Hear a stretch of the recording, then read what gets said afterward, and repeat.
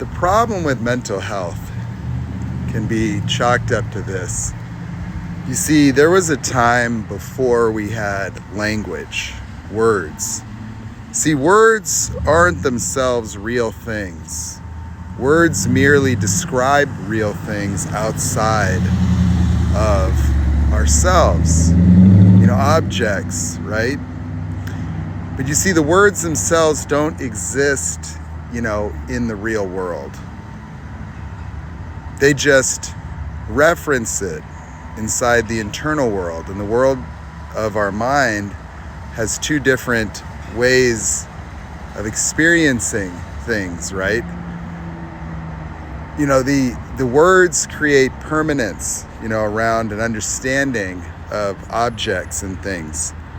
And when the human being first started to describe itself in language, it created an objectified permanence that solidified the experience of self in the imagination, imbuing self with traits, feeling and emotion, and in a sense creating an internal object, an internal self that could be used to attempt to navigate the internal world as a way of anticipating the external world. And that is where the problems all originated. We call that the tree of knowledge. You ever notice how things you learn with flashcards do not exist as alive and real? Have you ever noticed that as much as you try to deal with yourself and study and learn, especially those of us who are attempting to fix or change ourselves, end up later recognizing the perpetuation of our stuckness in something that seems so difficult to deal with? Well, there's a reason. It's because the real world of wisdom and learning exists in our relationship with the outside world through the domain of internal experience, meaning the world of feeling and seeing. The more visual aspects of our mind are the original tools of navigating the external world, where within the domain of our internal experience used to just be the external world with no self, that we would simply pattern recognize and improve our behaviors. That when you learn through experience, the learning through experience alters the way in which your mind engages reality. It's how all animals adapt.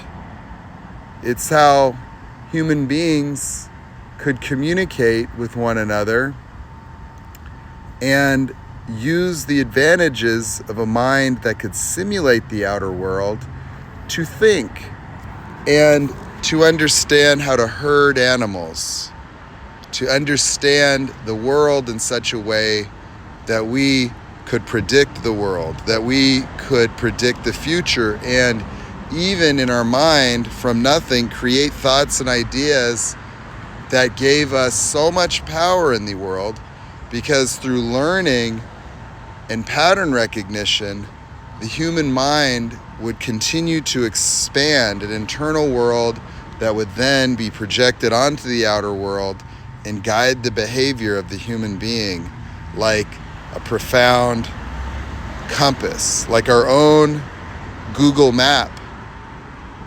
That the profound capacity of the human mind was our evolutionary advantage, where we could think and reference memories and simulate the external world. But when we started to define ourselves within our internal world in language, we imbued ourselves with the stuckness of permanence. That when the child said, "I'm not good enough," or "I'm broken," or "there's something wrong with me," those thoughts and the emotions of the moments in which those thoughts were created objectified the experience of the person and embedded them within two domains of the mind of knowledge, the mind of flashcards and reading, a new dimension of the mind that we invented when we created language, because words and phrases are not real, they're just tools for describing reality. You see, when you describe reality and you memorize knowledge, you objectify reality and you create and imbue it with permanence and structure. And the human mind, in the domain of knowledge, craves certainty. It craves, as a result of fear, an understanding as to give an illusory platform through which to make decisions in the aversion of failures or pain, or in the seeking of more favorable emotional experiences. And so when the human being started to define themselves with phrases, and particularly words that were not very favorable, and in emotional states of stress, anxiety, fear, helplessness, and confusion, those emotional experiences became attached to the words. And the mechanism of the fight or flight reaction had now been connected to self.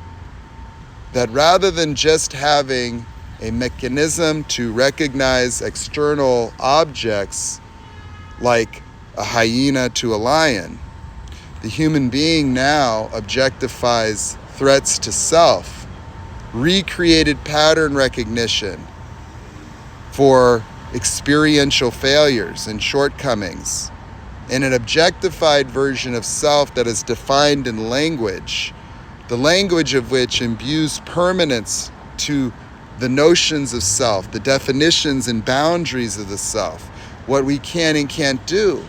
I'm not good enough, I can't do this, but I'm good enough to do that. And these phrases like good enough and broken became rigid structures that exist in the domain of the mind.